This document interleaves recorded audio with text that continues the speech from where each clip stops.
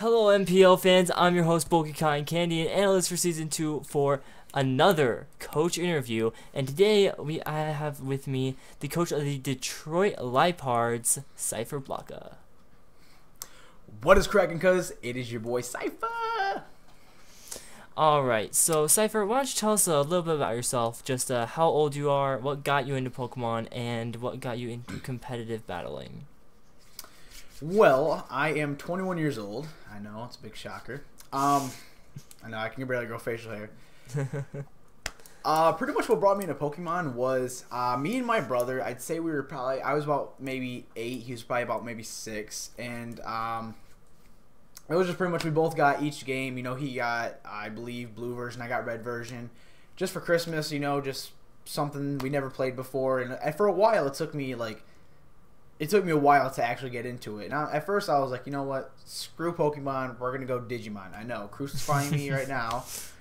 And then after a while, I was like, you know what? I'm going to start playing this a little more. So after that, I picked up and pretty much just went from, you know, Gold and Silver to Ruby and Sapphire. And then, you know, after that, just kept growing. All right. So, big in Gen 1er over here.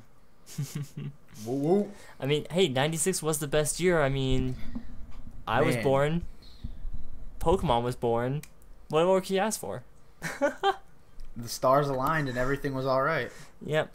All right. So let's move on to your draft. You drafted, and in this order, Lando T, Mega Scizor, Suicune, Arcanine, Alakazam, Breloom, Starmie, Scrafty, Rotom-Mow, Gramble, and Halucha, and I just stabbed myself with my pen. That really hurt. So let's walk through. Let's have you walk us through your thought process with your first 3 picks, which were Lando T, Mega Scizor, and Suicune, and that right there is just scary in and of itself.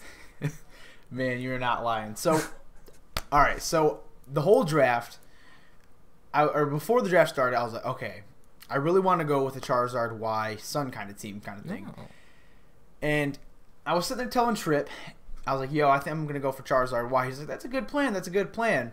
Come to find out, he steals the plan of mine. So I'm kind of left in like a sniped area. I'm like, okay, what do I have to do? What do I have to do? So obviously round 10 or round 9 comes, or pick 9 comes for the first round. And I still see that Landorus T is obviously still available. I'm like, yo, he is so great in this format. We got to pick him up. So I go with Landorus T. And obviously, you know, he's so diverse. I guess, like, versatile. Mm-hmm. And so, after I picked up Landorus T, I'm like, okay, I need something that can definitely, you know, water hits. I need something that can just pretty much cover Landorus T in general. Yeah. And obviously, I wanted a hard hitter, but plus still pretty defensive, which obviously brought me to Mega Scizor. And plus, I mean, Mega Scizor, let's all be honest, he's a champ. It's a monster. The thing's a monster. And we didn't see Good Guy Ghastly use too much of him last year, but I'm gonna utilize him a lot this year. Yeah. And then pretty much after that, the only thing I was pretty much fearing after this was kind of like a Scald Burn. That's the only thing that would really wall my Landorus T and my Mega Scizor. Yeah. And I needed something that could at least get rid of the burn for anything, and plus still be pretty defensive. So, and obviously that's why Suicune's there. So Crocoon's a thing. Mm-hmm. I was going to ask if you were planning to run Crocoon or not, but you just came out and said it. I'll be honest with you. I'm going to run a lot of weird sets that I've been testing out a lot, actually, since the draft. So. Yeah, there's a lot you can do with Suicune. It's just that the most common thing is Crocoon. Oh, yeah, easily. All right, and so moving on, you have Arcanine.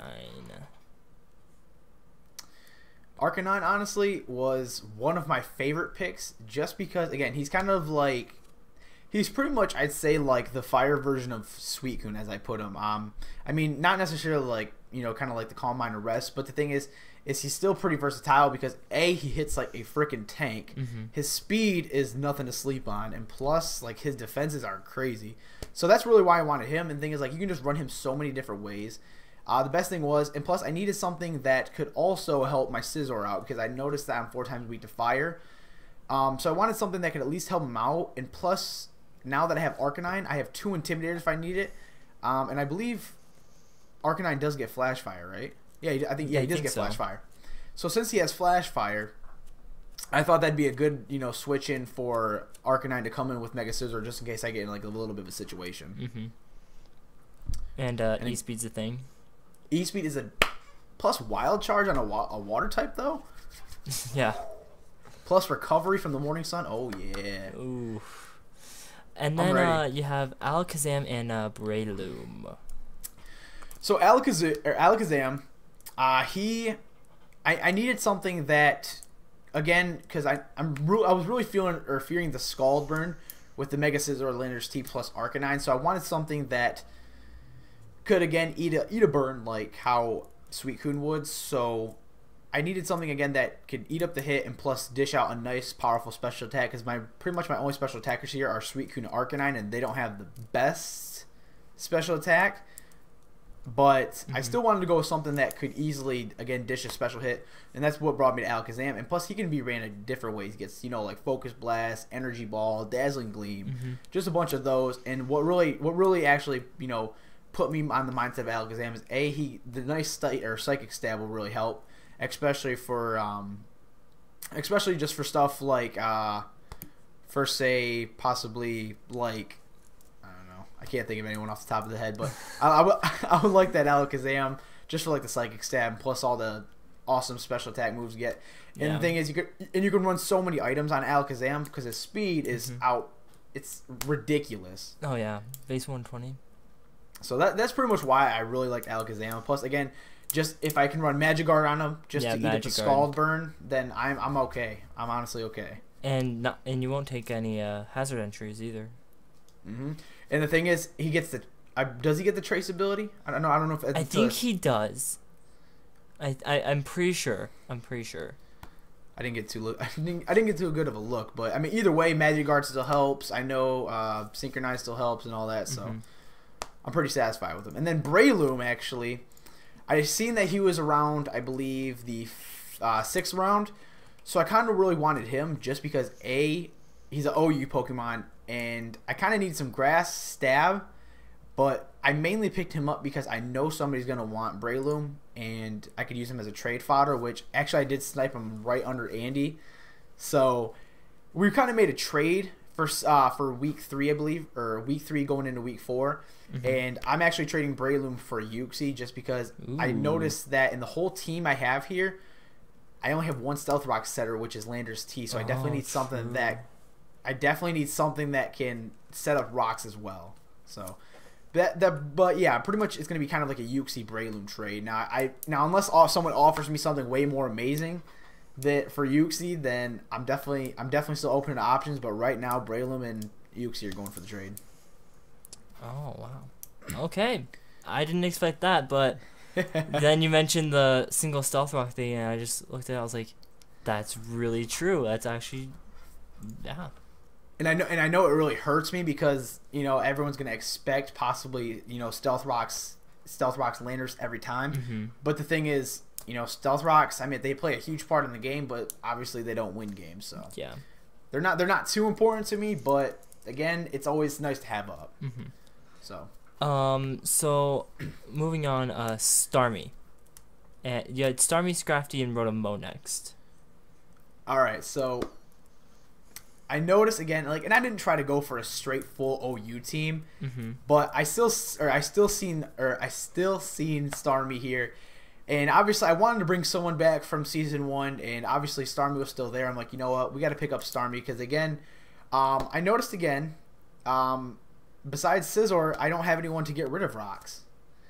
So rocks are also pretty much rocks, and getting rid of rocks are going to be my biggest thing with this team that I look like. But again, no one's like too crazy weak to them. But I needed someone that can definitely get rid of rocks. I needed more special attacker because I'm still pretty high on the physical side. And the biggest thing with Starmie that I want to run a little more this season is Reflect type. Because Reflect type is an amazing move, and it completely walls Mega Scizor. So that's I want to run a lot of crazy things with Starmie because I didn't get to utilize him too much last season. But again, he gets such a nice move pool, and again, he's going to be another rock spinner just in case Scizor is being occupied with other moves that I'm not going to explain. But yeah, it's just going to be letting my opponent think, hey, is he going to bring a Rapid Spin Starmie? Is he going to bring a different item Starmie? And default Scissor. So it's kind of like a toss up in the air of who's gonna be my hard hitter and who's gonna be my my hazards get rid of, or if that's a word. Yeah, and just a side note, Mega Alakazam gets Trace, while regular Alakazam gets Synchronize or Inner Focus, and Magikarp is a hidden ability. Oh, true. So, I mean, either way, I could pretty much utilize each one of those, but I'm totally honest with you. I know it's kind of like a giveaway, but Magikarp's more of my lenient way, just in case if I don't have anyone with the, Well, it's such a great ability. Oh, easily. And it's a great switching because I can't take any damage, and just in case anything wants to go for Toxic, Thunder Wave, Will-O-Wisp, anything, he's my man. Mm-hmm. And then you have Scrafty and Rotomo. So Scrafty, I kind of looked at this team. I do have a lot of guys to set up. Like Alakazam could set up Calm Mind.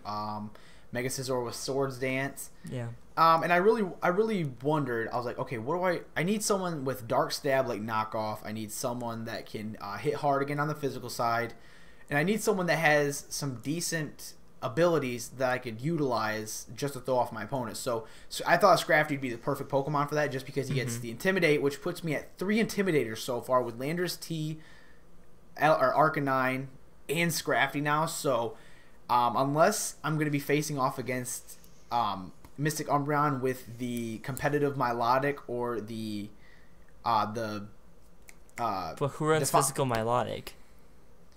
That's true. That's true. Well, I don't know. And who runs physical superior? That's true. Well, okay, fine. No, I guess we're going to Bisharp though. We're going to Bisharp though, because that thing's gonna be scary, especially if I bring all 4 Intimidators against him. Man, that's gonna be such a pain in the ass to deal with that thing. So I gotta kind of watch out for that. But Defiant is gonna be my worst troubles. But other than that, I don't really. If I see anyone with high physical attack, or high physical defense, then I'm definitely gonna throw a little couple options. But Scrafty again was there because he has a lot of abilities. And what's another good thing is I really wanted to utilize his Shed Skin, especially he's kind of like in the same situation with Suicune and Alakazam, just because the Shed Skin will really help out. And I kind of thought about it. I was like, I really want to like not take any sort of how do you say status or hacks, or status. And so I kind of realized now that looking at my team, I have a lot of things to get rid of that. Like I have Suicune with the Rest, I have Alakazam with the Magic Guard, I have Starmie with the Natural Cure, and now they have Scrafty with the Shed Skin. A lot of stuff's gonna get burnt or get hacked, but also it's gonna be getting or taken care of, and I won't have to worry about it. So Scrafty, and plus the number one thing with Scrafty is he can set up, which is really good. So if I can set up 2 Dragon Dances, then even one. I'm good. Even one could even kill. Well, 2 for the speed, but 1 for the attack, and plus Moxie. Moxie, yeah. And the thing is, he has such a wide. If I see a Fairy type, he can run Iron Head or Poison Jab. So this is true. Scrafty wasn't really utilized last season from anybody, but Scrafty's one of my favorite Pokemon, so I'm definitely going to utilize him. Now, I noticed Rotomo, as I was looking through this, I noticed you didn't really have any electric or grass stab. So is that kind of what you were going for with Rotomo, or was it something kind of different? Nope, you said exactly what I needed. I noticed I didn't have any electric type besides Arcanine's Wild Charge, or I believe Alakazam gets Thunderbolt, correct? Yeah. Yeah, so he gets Thunderbolt, and Starmie does as well. So I didn't have anyone to at least give off some electric stabs, so I really wanted him. And the good thing is, now that I have him, and say if I do set up rocks by week 3, at least with Uxie or Landorus T, I have Mega Scizor for the U-turn. I have Landorus T for the U-turn. I have now I have Rotomo with the Volt Switch. So the thing is, I can kind of have like a U-turn Volt Switch kind of thing going, especially with so that's kind of why I really also picked him up. And the good thing is, besides Arcanine, I don't have anyone that can really dish out any sort of status. So Will-O-Wisp would be pretty nice. T-Wave would be pretty nice. He does get recovery with Pain Split, so I'm pretty looking forward to him. And plus, a Choice Specs Leaf Storm from a Rotomo is definitely going to hurt like a banshee. So, Rotomo, and plus I can run him defensive. I can run him pretty much any way I really want. And I love the Rotom forms, especially all of them. And then Gramble, I noticed that that's your only fairy type, and it's a 4th Intimidator. Exactly. So that's my 4th Intimidator right there. And to be honest, Gramble was more of my status. Someone to get rid of statuses pretty much. So I can run Heal Bell on him. He gets T Wave. I can Assault Vest him. It's Heal Bell. He gets Heal Bell. He gets Heal Bell. Something new every day. A Gramble is a freaking beast, dude. I love him so much. And the thing is, again, and he gets like the hardest hitting moves. He gets Earthquake, Play Rough, Close Combat, and the thing is a return, stab return. Dude, like I cannot wait to run Gramble. And yeah, with base 120 attack. Ugh. I mean, don't be surprised if I run Giga Impact Gramble just for the shit, just for shits and giggles. Don't be surprised. Giga Impact Gramble, new meta. Watch out for it. MPL Season 2, new meta Gramble, Giga Impact Gramble. Too excited, man. I'm just I'm ready to kick off. That's funny. And then last but not least, you have Hawlucha. What was your thought process through that? Because you don't really see a lot of people pick up or use Hawlucha in general. Well, to be honest, I kind of thought, I was like, you know what? I'm looking at the Pokemon in each tier. I'm like, okay, everything that's pretty much taken that's really good. Because there wasn't really anyone in the NU tier or the RU tier that was really sticking out to me. There was only one Pokemon that was sticking out to me, and I'm surprised it didn't get drafted, was Weezing. Ooh. So it was pretty much a toss-up between Hawlucha and Weezing. But there is one move that Hawlucha does get that I'm not going to explain right now because I feel like it's gonna be so important to my season as well. So I'm not gonna explain that one just yet. And it's not Baton Pass. I promise it's not Baton Pass. Okay. But he gets one move that is really, really, really going to be sacred to my team, and that could actually potentially help me sweep. So I wouldn't call my team a hyper offensive team because I do have bulk off the ass, but I can pretty much run either way. I mean, it's definitely like an improvement from my last season. But Hawlucha is, and plus it's there, is if I am going to be getting rid of Breloom, that only leaves me Scrafty with Stab.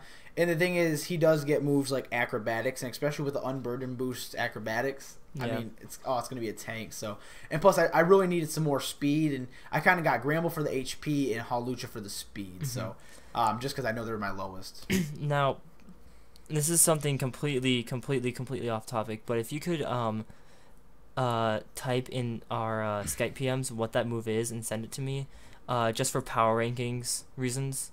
Yeah, no problem. If you could do that, that'd be great. No problem. All right, and then 2 questions for you. Out of everyone you play this entire season, who scares you the most and why? That's a good question. Or who do you think is going to be like your toughest match? I'm going to want to go ahead and say Eric. Only reason is Eric is just, he has an amazing draft. And when I say amazing, I mean amazing. He has Raikou, he has Heatran, and the worst of all, he has Mega Altaria. Yeah, those 3 mons right there are just... That was the greatest OU draft I could see out of the draft. And the thing is, Mega Altaria, if you run Earthquake on that thing and set up a couple Dragon Dances and Cotton Guard, and oh, dude, it's running both. You don't have to tell me. Mega Altaria is the best Mega in the entire game. It's BulkyCottonCandy right there. Yep. So pretty much his is gonna be. I'm really scared of Eric's team. Definitely Slacks is gonna be a problem. I don't play. I'd say Andy if I played him, but I don't play him unless I meet him in playoffs just for some reason. But and definitely Chris's team, definitely with so many legendaries, dude. No. The thing is, he drafted so freaking well. He could take his first 6 mons, Mega Venusaur, Zapdos, Kyurem, Black Manaphy, Entei, and Zelf, bring those every single week, and probably win, I'd say, 10 of his 12 matches. Man, like, yeah, and plus the thing is, like, with the Mega Venusaur and Zapdos plus Kyurem B, like, combo right there, that is going to be insanely hard to beat. So, luckily for me, I don't play Chris this season. Oh, thank God I don't play him because that'd be Hey, dude. playoffs.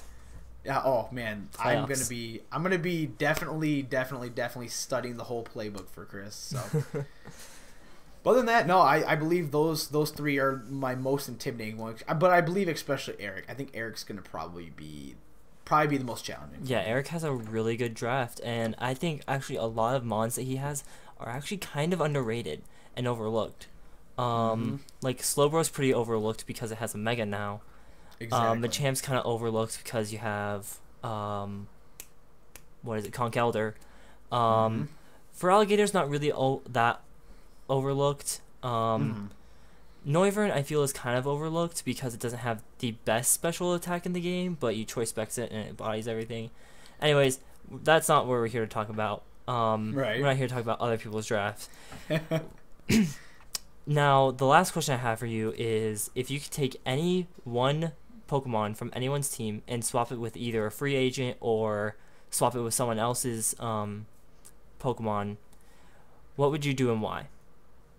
That's a really good question.